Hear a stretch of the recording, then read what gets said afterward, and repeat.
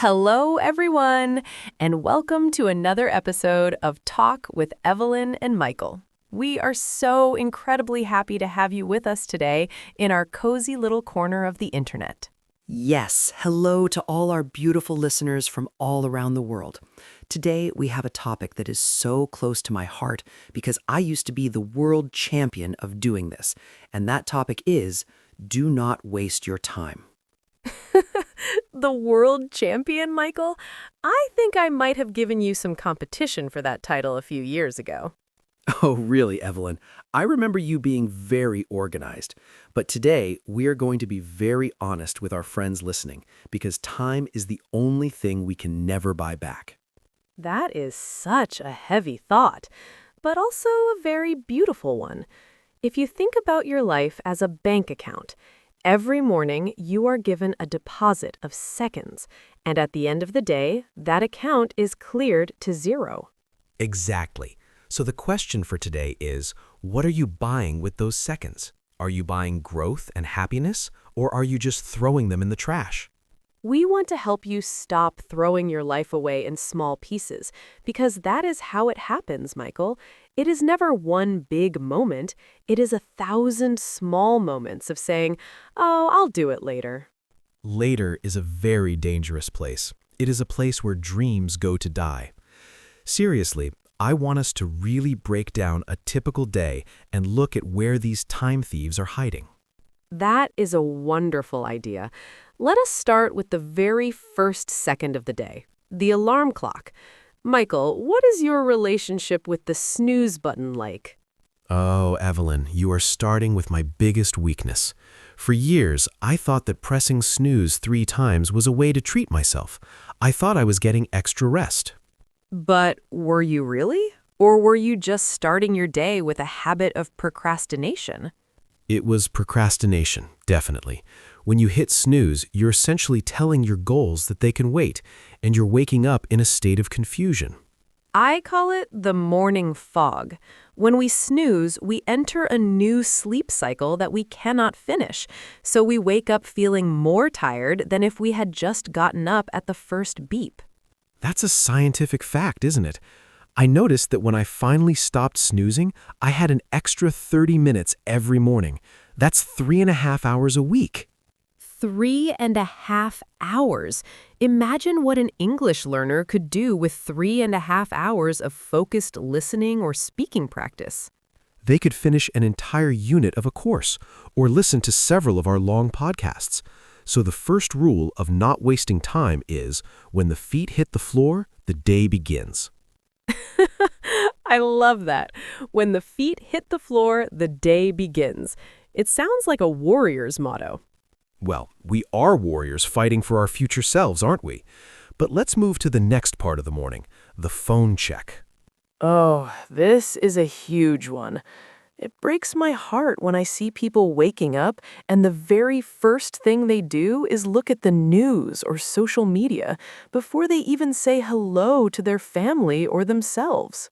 It's like letting 100 strangers into your bedroom the moment you wake up.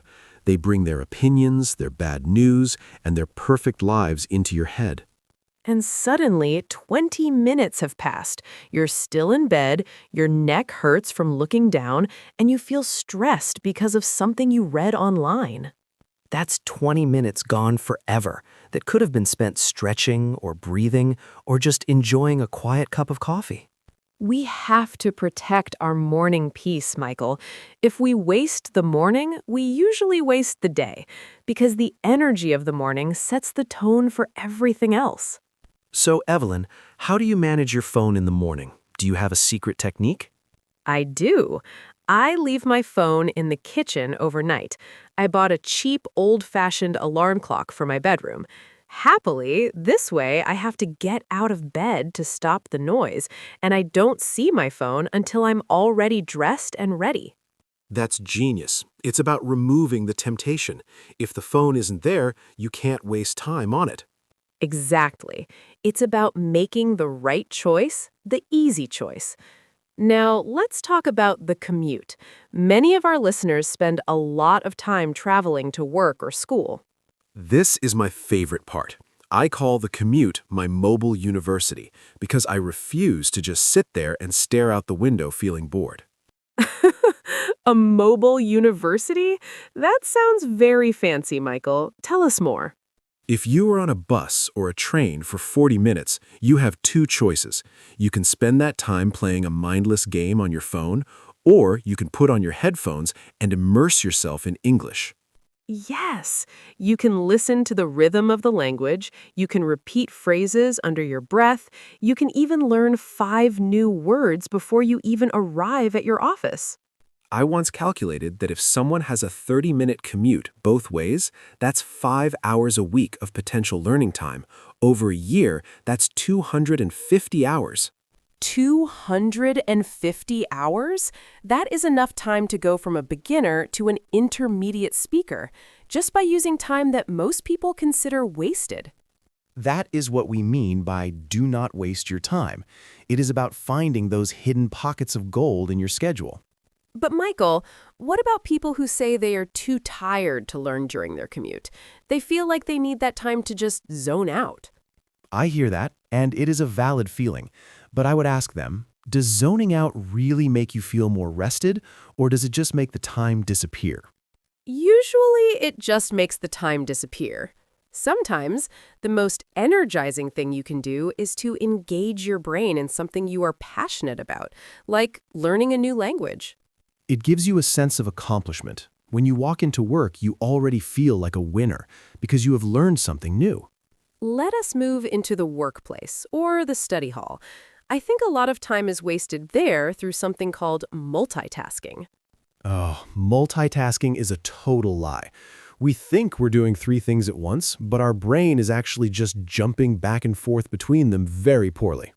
It's like trying to watch 3 different movies at the same time by switching the channel every 10 seconds. You don't really understand any of them. And every time you switch, you lose focus and energy. It's called the switch cost. It can waste up to 40% of your productive time. 40%? That's almost half the day. So, if we just focused on one task at a time, we could finish our work so much faster and have more free time. That's the secret. Do it once, do it well, and then be done with it. Curious, Evelyn, do you have a method for staying focused when you have a big task? I love the Pomodoro technique. It's named after a tomato timer. You work for 25 minutes with no distractions, and then you take a 5-minute break. A tomato timer for a productive life. I like it. Does it involve eating tomatoes? No, Michael, but it involves staying very disciplined for those 25 minutes. You tell yourself, I will not check my email, I will not look at my phone, I will just do this one thing. And then the 5-minute break is the reward. It gives your brain a chance to breathe so you can go again. Exactly. And it prevents that feeling of being overwhelmed. Seriously, I think a lot of time is wasted just because we're afraid of how big a task looks. So we clean the kitchen, or we organize our pens, or we look for a perfect playlist, anything to avoid starting the actual work. We're experts at being busy without being productive. But we have to remember that being busy is not a badge of honor. It's often just a sign of poor time management. That is a hard truth to hear, but it's so necessary. I want our listeners to take a deep breath and think about yesterday. How much of yesterday was truly productive? It's a big question, Michael, and it can be a bit painful to realize how much time we lose to things that don't matter. But don't feel bad. Smiling. The goal isn't to feel guilty. The goal is to wake up. Once you see the waste, you can stop it. Let's talk about the evening. This is where the scroll hole happens. You know, when you sit on the sofa just for a minute, and suddenly it's 2 hours later.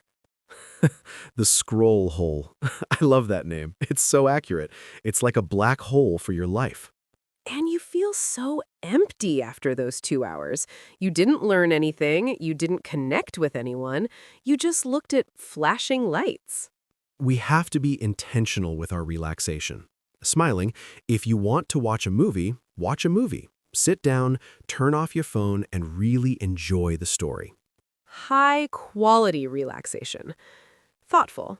But scrolling through random short videos is low-quality relaxation. It leaves you feeling more tired than when you started.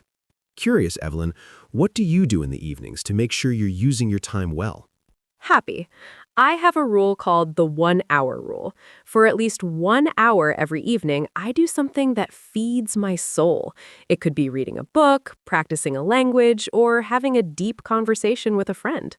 Smiling, that sounds so much more fulfilling than social media. Serious, and it builds your character over time.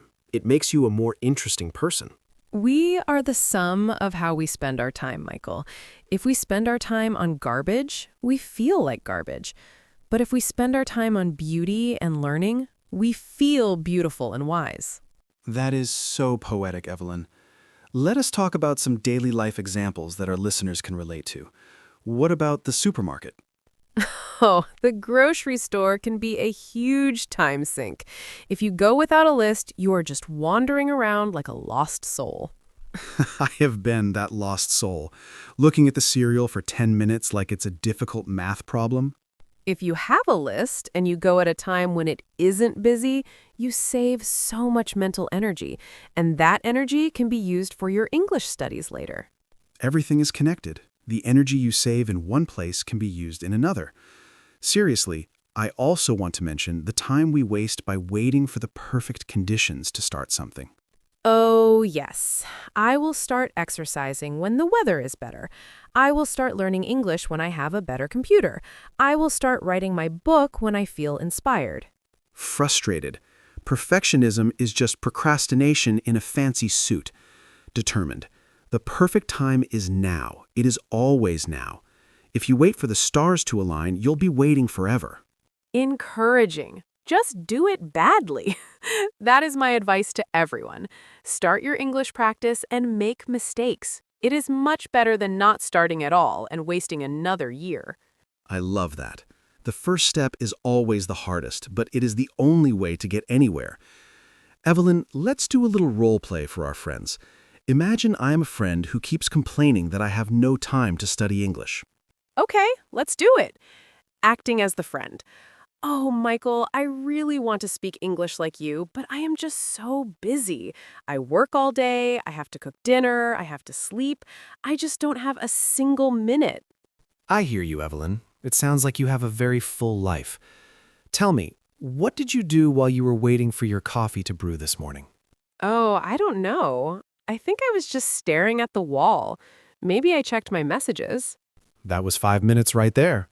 And what about your lunch break? Well, I have to eat. I just sat in the cafeteria and listened to some music. You could have listened to an English song and looked at the lyrics, or spent 10 minutes on the vocabulary app while you ate. You see, you don't need a whole hour. You just need to use the minutes you already have. Wow, Michael. When you put it like that, I guess I do have small gaps of time throughout the day.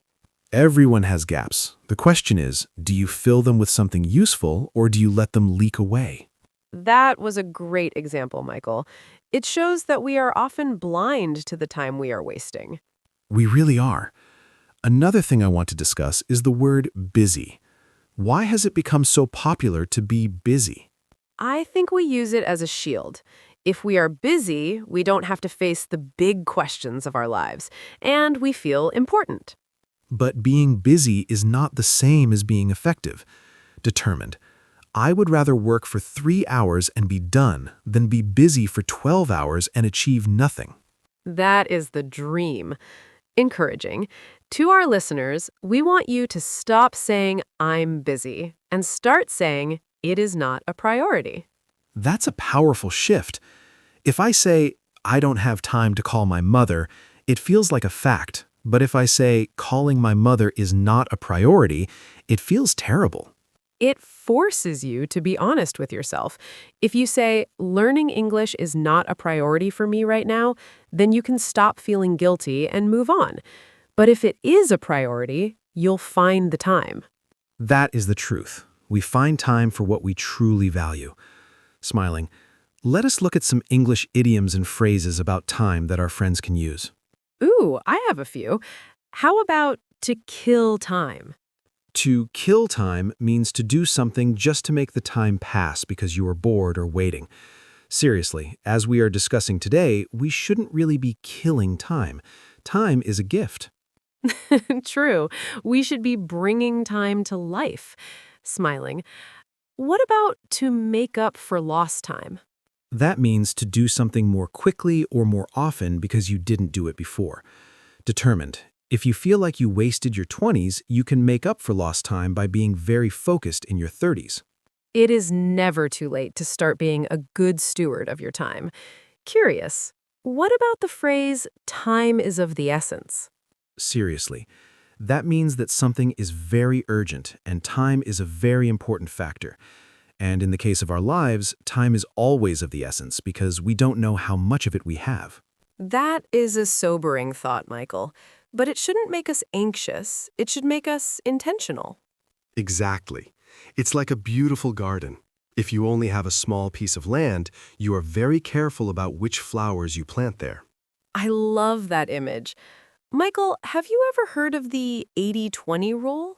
The Pareto principle, yes. It says that 80% of our results come from only 20% of our activities. So, if we can identify that 20% and focus on it, we can stop wasting time on the other 80% that doesn't really matter. In English learning, that might mean focusing on the most common 2,000 words rather than trying to learn every single word in the dictionary. Yes, focus on the words that people actually use every day, like the ones we're using now. That is a much better use of your time. And spend more time speaking and listening than just reading grammar rules, unless you want to be a grammar book instead of a person who speaks English. I don't think anyone wants to be a grammar book, Michael. We want to be able to connect with people, and that takes practice. Pause. Let's talk about the pressure of time. Do you think some people waste time because they are overwhelmed by how much they have to do? Sighing. Yes, it's called analysis paralysis. You have so many things to do that you just freeze, and you end up doing nothing. I've been there. The cure for that is to just pick one thing, anything, and do it for 5 minutes. The 5-minute rule. If you can just start for 5 minutes, the momentum will often keep you going for much longer. It is like a train. It takes a lot of energy to start moving, but once it is moving, it is hard to stop. We should also talk about our physical environment. Concerned, a messy desk or a cluttered house can waste a lot of our time. Because you spend half your time looking for your keys or your notebook. Seriously, a little bit of organization is a huge time saver in the long run. My mother always said, a place for everything and everything in its place. She was a wise woman. If you spend 10 minutes tonight preparing your bag and your clothes for tomorrow, you save 20 minutes of panic in the morning. It is like a gift you give to your future self. Smiling, I love doing things for future Evelyn. She is always so grateful. Future Michael is also very happy when I leave him some clean dishes and a planned schedule. Pause. Let us talk about the role of technology again, but this time in a positive way. Curious, how can we use technology to save time instead of wasting it? Well, there are amazing apps that can track your time for you. Determined. Sometimes we need to see the cold, hard data to realize where our time is going. Nodding. If an app tells you that you spent 4 hours on a shopping website, you can't argue with it. Smiling. It forces you to be honest. And we can use tools like voice-to-text to write notes while we are walking, or use AI to help us summarize long articles. Yes, we should use these tools to free up our time for human things, like spending time with our children or talking to our neighbors. Serious. Technology should be our servant, not our master. Determined. If your phone is telling you what to do and when to do it, you have become the tool. Pause. That is a very deep thought, Michael. Gently, I want to ask our listeners to look at their phones right now. Curious, is your phone serving you or are you serving it? Serious. Look at your notifications. Do you really need to be alerted every time someone likes a photo of a cat? Probably not, Michael. Determined. Turning off notifications is one of the fastest ways to reclaim your time and your focus. Happy. I did that last year, and my stress levels dropped instantly. Smiling. I check my messages when I want to, not when the phone pings. Nodding. It gives you back the power of choice. And choice is what time management is all about. Pause. Let us talk about the concept of slow English one more time. Curious, why is it so important for our listeners to hear us speaking slowly and clearly? Smiling. Because it allows their brains to process the information without feeling stressed. Encouraging. When you listen to fast English, you might understand 60%, but when you listen to slow English, you can understand 90% and really learn the patterns. Nodding. It is an investment of time. Determined. You might think you are saving time by listening at double speed, but if you don't remember anything, you have actually wasted that time. That is such a good point. Speed does not equal learning. Depth equals learning. Depth over speed, in learning and in life. I think about the people who are always rushing. They're always looking for a shortcut. But the longest way is often the shortest way in the end. If you take the time to build a strong foundation in English, you will reach fluency much faster than someone who just tries to memorize phrases without understanding them. Exactly. Don't be afraid to take your time. Taking your time is actually a way of not wasting it because you're ensuring quality. I love that paradox. Michael, what is something you used to waste time on that you finally stopped? Oh, arguing with strangers on the internet. I used to spend hours trying to convince someone I didn't even know that they were wrong about something that didn't matter. Hours? That sounds exhausting, Michael. It was. I would go to bed feeling angry and tired. Now, I just keep scrolling, or I close the app. I realize that my peace of mind is much more valuable than being right. Your energy is a form of time. If you waste your energy on negativity, you are wasting your life. We only have a certain amount of emotional energy every day. We should spend it on love and growth and kindness. That is a beautiful way to live. To our listeners, is there someone in your life who drains your energy? Is there a habit that makes you feel bad? You have the permission to walk away. You have the permission to say no, because your time is yours. I want us to spend a few minutes now just practicing some sentences together. Smiling. I will say a sentence about wasting time, and Michael, you can give me a more positive version. I love this game. Let's do it. Negative. I have so much to do that I don't know where to start, so I'll just check my emails for an hour. I have many tasks, so I will pick the most important one and focus on it for 20 minutes starting right now. Negative. I missed my English practice yesterday, so I might as well give up for the rest of the week. Yesterday is gone, but I have 15 minutes right now to listen to a podcast and get back on track. Negative. I am too old to learn something new. I already wasted my best years. Every day is a new beginning, and the time I have now is the most valuable time I will ever have. I will start today. Perfect, Michael. Did you hear how the energy changed in those sentences? The negative ones felt heavy and stuck. The positive ones felt light and active. The language we use about our time determines how we feel about it. Stop saying, I don't have time. Start saying, I am choosing how to spend my time. It gives you the power back. Let's talk about the fear of missing out, or FOMO. This is a huge reason why people waste time on social media. They are afraid that something exciting is happening and they aren't part of it. But while they are watching other people live their lives, they are missing out on their own life. That is the real FOMO. Missing out on your own potential because you are too busy watching someone else's highlight reel. We need to replace FOMO with JOMO, the joy of missing out.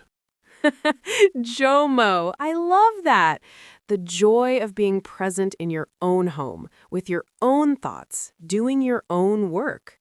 There is a wonderful peace in knowing that you don't need to know everything that is happening everywhere. You just need to know what is happening in your own heart and your own mind. That is where the real growth happens. Michael, do you think people waste time because they are afraid of the future? Yes, I do. If we are afraid that we won't succeed, we stay in our comfort zone, and the comfort zone is the biggest time waster of all. Because nothing ever grows there. We have to be willing to be uncomfortable if we want to make the most of our time. Like speaking English in public for the first time. It's scary, but those 5 minutes of courage are worth more than 5 years of staying silent. Every time you face a fear, you are using your time effectively. Every time you stay in your fear, you are wasting your potential. We have been talking for a while now, and I hope our friends are still with us. If you are listening to this while you are doing something else, that is great. Yes! If you are cleaning your house or walking your dog while listening, you are a time management master. You are doubling your time. That is exactly what we want to see. Let us talk about the concept of rest one more time, Michael, because I don't want people to think that we want them to work every second. Oh, definitely not. True rest is a vital part of not wasting time. What do you mean by that? Well, if you are exhausted, you will make mistakes, and then you will have to spend more time fixing those mistakes later. So, resting now saves time later. I see. It's like sharpening an axe before you try to cut down a tree. Exactly. If you try to cut a tree with a dull axe, it will take you all day. But if you spend an hour sharpening it, you can cut the tree in 10 minutes. Sleeping, eating well, and taking quiet walks are ways of sharpening your axe. So do not feel guilty for resting. Just make sure it is real rest, not the scroll hole. Always back to the scroll hole, Michael. We are really making a map for a better life today. I hope so. I want to talk about the word eventually again, because it's so common in English learning. I will eventually travel to an English-speaking country. I will eventually take that exam. Change the word eventually to on this date. Even if the date is a year away, it makes it real. It gives your brain a target to aim for. Without a target, you're just shooting arrows into the dark. Evelyn, what is the best piece of advice you ever received about time? Someone once told me that time is like a piece of cloth, and you are the tailor. You can either make something beautiful, or you can just leave it as a pile of rags. That is a very beautiful image. And every day we get a new piece of cloth. Every single day. And even if you messed up your cloth yesterday, today you have a fresh one. Don't look back at the rags of yesterday. Focus on the beautiful garment you can make today. Let's see. Let us do one more English practice before we wrap things up. Let's look at some common phrases with the word time. I am ready. What does it mean when we say someone is ahead of their time? It means they have ideas that are very advanced and people don't understand them yet, like someone who talked about AI 50 years ago. And what about the phrase, for the time being? That means for now or temporarily. For the time being, I am focusing on my English every morning. And my favorite, only time will tell. That means we will only know the result in the future. And only time will tell how successful you will become if you start using your time wisely today.